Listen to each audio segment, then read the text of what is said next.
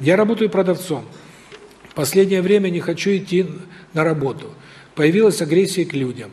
Как только захожу в отдел, тоска и уныние на протяжении всего рабочего дня. Директор обвиняет в том, чего не совершала. Желание быть дома, готовить, убираться, ухаживать за мужем и ребенком. Муж уговаривает забеременеть вторым ребенком. На днях иду вытаскивать спираль. Вот здесь как раз описана ситуация, когда судьба намекает: хватит валять дурака, уходи с работы, рожай, занимайся детьми. И это все проявляется и в том, что начальство наскакивает, и работать не хочется, и раздражительность. Это все признаки того, что нужно уходить с работы и заниматься детьми. Потому что если на работе все будет хорошо, она скажет: нет, подождем еще с ребеночком, а потом: а давай попозже, а давай после 80 моего. Сара вообще в 92 родила. Так вот, для того, чтобы быстрее родила, идут знаки. И сама ситуация как бы. Нужно понимать, что если божественная воля во всем, то если вас выталкивают из какой-то ситуации, то, наверное, это не случайно. Я вспоминаю, как когда я был на Рице, когда я экскурсовод, подхожу, молодой, красавец, и мне, шашлычник, грузин, говорит: ты экскурсовод? Я описал. Да. Уходи с работы. Я говорю: ты чего? Уходи с работы с этой. Я говорю: мне хорошо живется. Это не твоя работа, ты достоин большего. И вот эти слова запали, и потом, когда дядька пришел, мы напились, он говорит: приезжай ко мне, на стройке. Да ты что? Приезжай. Хорошо, приеду. Если бы я в Питер не приехал, мне никогда ничего бы не написал.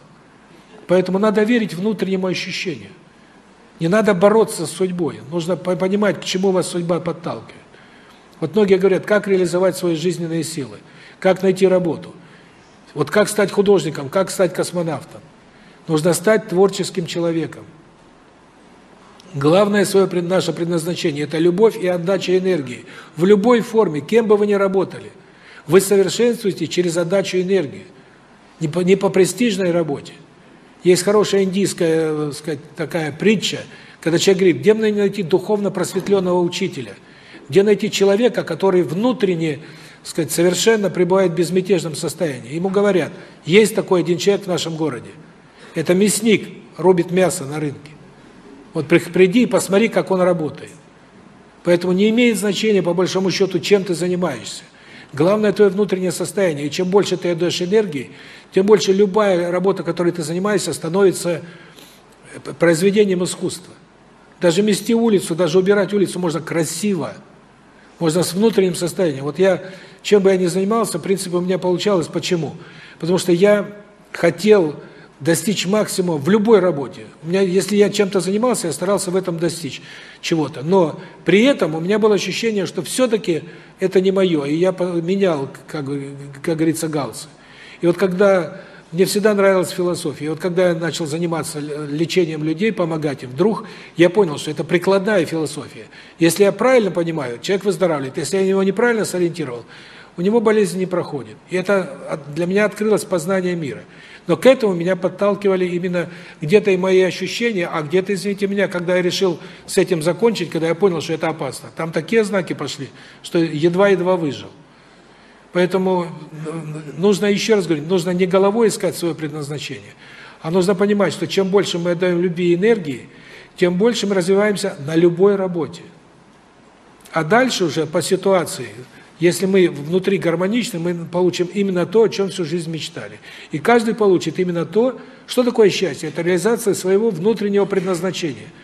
Гениально сказал преподаватель Шаталов, который там за несколько уроков, в каждый урок дает 15-20 уроков. Плотность информации гигантская, и она, оказывается, легче берется учениками. За месяц можно было учить ученика, как за год. Эту систему остановили. Потому что тогда учителя останутся без работы, дети будут шибко умными, а умные – это независимые, а как такими управлять после этого? Так вот он говорил, ему говорят: вы так быстро детей делаете умными, а как же, кто будет дворником, все будут космонавтами?